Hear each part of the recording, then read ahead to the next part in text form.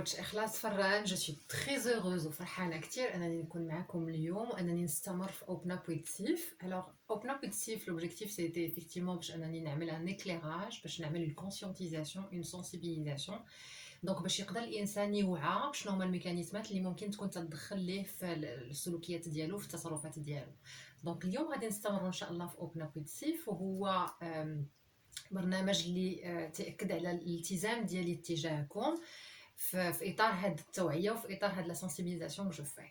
دونك اليوم غادي نحاول نستمر في الموضوع ديال الجروح العاطفيه وديال الجرح العاطفي المتعلق بالرفض اللي هو لا بليسيور دو روجي. الوغ لا بليسيور دو روجي كنت تكلمت في المره الاولى عليها عن طريق ان بارطاج. شاركتكم اون اكسبيريونس بيرسونيل لا بليسيور دو روجي كو جو ريسونتي اي كومون جو رياجيسي، او شنو هما ردود الفعل اللي كانوا عندي تجاه المحيط ديالي واتجاه هذا الاحساس اللي كان عندي او هاد لا بليسيور هاد الجرح اللي كان عندي. اليوم غادي نحاول نتطرق للموضوع بواحد الصفه بوكو بلوس ستركتوري اون فادير، اللي هي غادي نتكلم على شنو هما لي مانيفيستاسيون، كيفاش ممكن تبان هاد لا بليسيور دو روجي. ثاني حاجه هي شنو هو لو ماسك جو في بورتي، او لا كيفاش غادي نتصرف، شنو هما السلوكيات اللي غادي يكون عندي، وشنو هما لي كرويانس المعتقدات اللي ممكن تكون عندي في الحاله ديال الجرح العاطفي المتعلق بالرفض. واخر حاجه غادي نحاول نعطي امثله في الحياه ديالنا اليوميه اللي ممكن تكون تدل على هذا الجرح العاطفي، واللي لازم لينا كلنا نحاولوا نتعاملوا معهم بواحد الصفه اللي هي تكون اكثر واقعيه واللي هي تكون اكثر بوكو بلو بيانفيون. دونك الجرح العاطفي المتعلق بالرفض متعلق، او لا بيسيون دو روجي متعلقه ببلوزيور بور، متعلقه بلا بور انني نكون سورس او لا اوبجي دو كريتيك، يعني نكون واحد الشخص اللي تيردوا ليه البال الناس، دونك فورسيمون غادي يعلقوا عليه. متعلقه بالخوف ديالي انني نكون واحد الشخص اللي ماشي بارفي، ماشي على اوتور دي زاتونت. متعلقه بالخوف ديالي انني ندخل في واحد العلاقات ولا نكون في واحد الالتزامات مع الناس. يعني هادو ممكن يكونوا سلوكيات عند الشخص اللي تيعاني من هذا الجرح العاطفي المتعلق بالرفض. الوغ ها انا تنعاني من هذا الجرح العاطفي المتعلق بالرفض، واللي اكيد جاي من دي زيكسبيريونس، من تجارب اللي عشتها في الحياه ديالي وسورتو في الطفوله، اللي ممكن تكون من خلال الرفض ديالي كشخص. انا عندي ان شوفو الرفض ديالي كشخص او لا كطفل في الاسره ديالي. كيفاش ممكن يكون هذا الرفض؟ هذا ممكن يكون الرفض سواء من الام ديالي اللي كانت منتظره بوتيتر ان غارسون وجيت انا اون بوتيت في. ممكن يكون الرفض من ان الوالدين ديالي ما كانوش منتظرين يكون عندهم وليد ولا بنيته وجيت انا باغازار، دونك سا با ايتي بروغرامي. ممكن يكون من ان الوالدين ديالي ما عندهمش فورسيمون الوقت انهم يقابلوني، دونك فورسيمون غادي يعطيو المقابله ديالي للجده ديالي او اون نونو. دونك هادو كلهم حالات او الاحداث اللي ممكن تجعل الطفل يحس بلي انه راه كاين واحد الرفض للشخص ديالو. دونك غادي تكونوا عنده واحد المجموعه من المعتقدات اللي غادي نحاول نتكلم عليهم دابا. اول معتقد هو انه كشخص او لا كطفل مرفوض وغير مقبول. هو انه كشخص او لا كطفل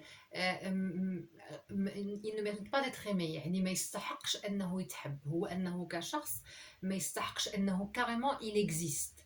يعني غادي يحاول ما امكن انه يغطي الذات ديالو، انه ما يكونش باين، انه يكون في العلاقات الاجتماعيه ديالو انفيزيبل، انه يكون يكون عنده ان كور ميغريشون، يعني يكون لو كور ديالو قليل، او لا يقدر يكون عنده المعصم ديالو قليل. ان توكا غادي يحاول ما امكن انه يكون ما باينش في العلاقات الاجتماعيه ديالو، ما باينش في لي زانتيراكسيون او لا في التفاعلات وردود الفعل اللي ممكن تكون.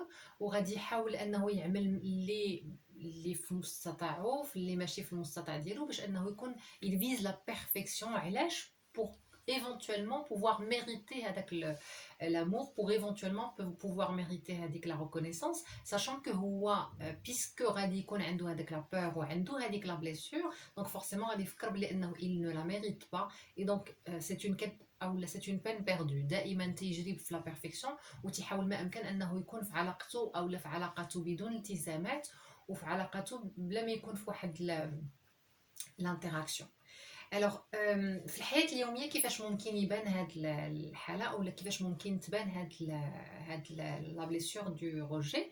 الوغ الا تكلمنا على العلاقه الزوجيه او لا على العلاقات اللي ممكن تكون فيها حب، الشخص اللي تيكون عنده مشكل اولا اللي عنده هذا الجرح العاطفي ديال لو روجي اولا ديال الرفض، هو واحد الشخص اللي غادي يكون تيحاول ما امكن ما يدخلش في ان انغاجمون، ما يدخلش في واحد الالتزامات. يعني يقدر يبدا في اون ريلاسيون كاين دي سنتيمون تيحس تجاه الاخر، ولكن واحد الوقت باش ما غادي يعطيش فرصه للاخر باش انه يتقرب منه، باش انه يتعرف عليه اكثر، غادي يفافوي، غادي يهرب من هذيك لا ريلاسيون، لانه تيظن بان كل ما اقترب من الاخر كل ما تعرف عليه الاخر كل ما غادي يرفضو كل ما غادي يقبلو شيء.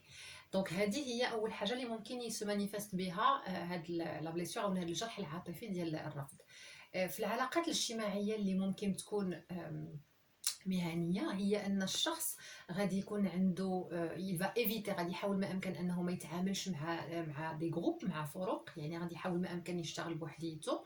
هو واحد الشخص اللي ممكن يكون عنده اون انفي انه ما يبانش في العمل. يعني حتى الا تعطاتو واحد لو طرافاي افير غادي يقدمو بلا ما يحاول انه يفا سو ميتر اون افون. هو لا، هو ما خصوش يبان العمل ديالو اللي ممكن يبان.